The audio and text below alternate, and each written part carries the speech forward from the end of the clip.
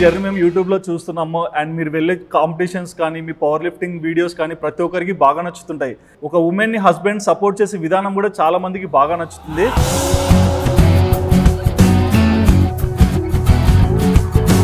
మీకు gym videos చాలా ఆలోచన ఎప్పటి నుంచి వచ్చింది? యాక్చువల్గా మా ఫాదర్ ఈ ఫీల్డ్లోనే ఉన్నారండి. ఓకే. మా ఫాదర్ కూడా ఇంటర్నేషనల్ ప్లేయరే. మీరు ఎంతమంది? మేము 4 మెంబర్స్. ఓకే. నేనే చిన్న. మీరు చిన్న, కానీ మీరు చూస్తే మాత్రం ఎవరు నాతో పోటీ పడేది అన్నట్లున్నారు.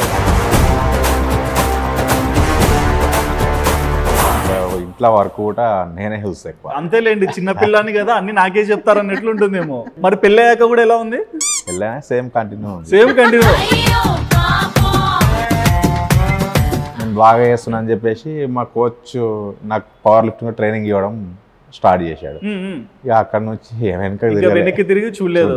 సో జిమ్ కి సరదాగా అంటే బాగా ఫిట్నెస్ కోసం మీరు జిమ్ కి వెళ్తే ఈ రోజు ఒక జిమ్ ఓనర్ అయిపోయారు.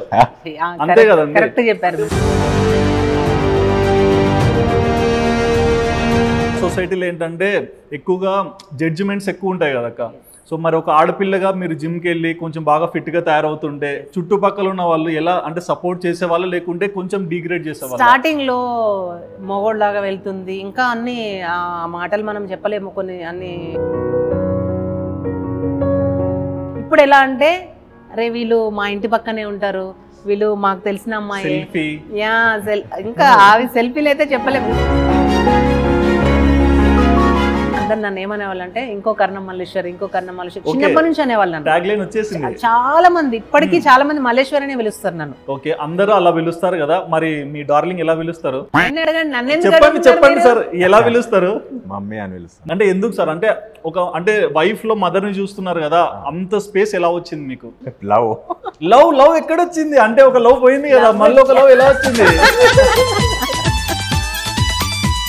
మరి మీరు ఆల్రెడీ పవర్ లిఫ్టింగ్ లో మంచి ఛాంపియన్, మీరు జిమ్ ఫ్రీక్ అని తెలుసు. మరి వైఫ్ కూడా అదే తరహాలో వస్తున్నారంటే ఇంట్లో అబ్జెక్షన్ ఇచ్చారా లేదా? ఇంట్లో తెలియదు కదా, అసలు ఇంట్లో చెప్తే కదా. లవ్ మ్యారేజ్ మాకు కూడా ఏమి ఇష్టం లేదు, ఇంటర్ కాస్ట్ మ్యారేజ్ కదా అని చెప్పేసి అన్నారు. మీ ఇష్టం అయితే రండి, లేకపోతే లేదని చెప్పి నేను మీరు మీరు అయ్యయ్యో ఇంకేం చెప్పాలి. కానీ ఈ రోజు మీ మ్యారేజ్ వీడియో మీరు యూట్యూబ్ లో పెట్టినాక ఎంత మంది చూస్తున్నారు చూడండి. ఆ రోజు ఎంతో మంది రాలేకపోయారు, కానీ యూట్యూబ్ ఉండడం వల్ల మీ పెళ్లిని చూసి ఆనందంగా బ్లెస్సింగ్స్ ఇస్తున్నారు, కంగ్రాచులేషన్స్ చెప్తున్నారు.